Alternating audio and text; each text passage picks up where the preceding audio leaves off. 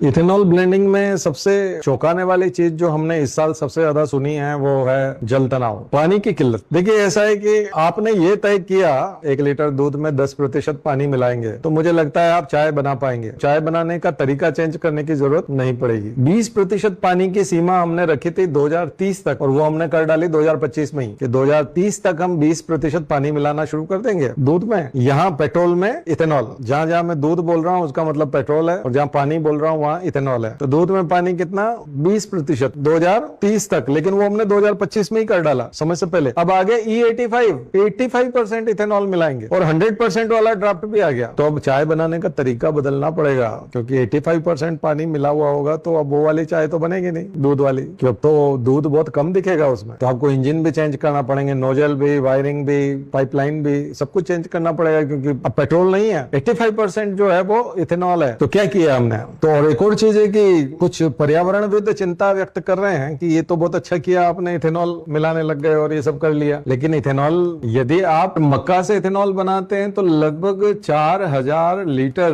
पानी लगता है। इसके लिए 1 लीटर इथेनॉल के लिए। और यदि आप राइस से बनाते हैं तो 10,000 लीटर लगेगा पानी। तो जिन इलाकों में इथेनॉल बनाने वाली फैक्ट्रियां हैं वहां तो वाटर लेवल बहुत नीचे चले जाना है, और फिर आपको आयात करना पड़ेगा खाने पीने के लिए राइस, और तो राइस से बनाना और महंगा है, ज्यादा पानी खर्च करना पड़ेगा। तो कहीं ऐसा तो नहीं हम ये इथेनॉल बनाने के चक्कर में पानी को खो दें, पीने के पानी को, और फिर आयात भी करना पड़ जाए, क्योंकि जो खाने पीने की चीजें हैं उससे हम बायोडीजल बनाने लगे हैं। तो ये बहुत बहुत बड़ा चैलेंजिंग इशू है। तो बिल्कुल दुनिया अलग हो जाने वाली है। तो अब ऐसे में जो कारें आ रही हैं वो तो E20 के हिसाब से आ रही हैं अभी मार्केट में, तो आपको फिर E100 और E85 वाली कारें नहीं बनानी पड़ेंगी, नए तरह के डिजाइन होंगे। और सबसे बड़ी बात है कि इथेनॉल बनने के बाद में जो बेकार पानी होगा वो बड़ा खतरनाक है। उसको आप कहाँ बहाएंगे? केवल 1 लीटर थोड़ी बनाएंगे आप, अब तो हजारों लीटर बनाएंगे, और 1 लीटर से हजारों लीटर बर्बाद होने वाला है। तो जो बर्बाद होने वाला पानी है वो क्या रीयूज हो सकता है? नहीं, रीयूज नहीं हो सकता, वो फिर जहरीला है। तो उसको डिस्पोज कहाँ करेंगे? फिर वो खेती को बंजर तो नहीं कर देगा, फिर वो पानी जहां जहां जाएगा वहां तबाही मचाएगा। तो ये भस्मासुर ना हो जाए कहीं, तो सोचना पड़ेगा। और चूंकि नेताओं ने अपने अपने बच्चों की फैक्ट्रियां लगा दी इथेनॉल की, तो अब इसको बिकवाना तो है। ऐसा तो है नहीं कि ये चलेगा नहीं, पॉलिसी तो वही आएगी जो नेता चाहेंगे। इथेनॉल तो उन्हीं के बच्चे बेच रहे हैं, चाहे हजारों लीटर पानी का जो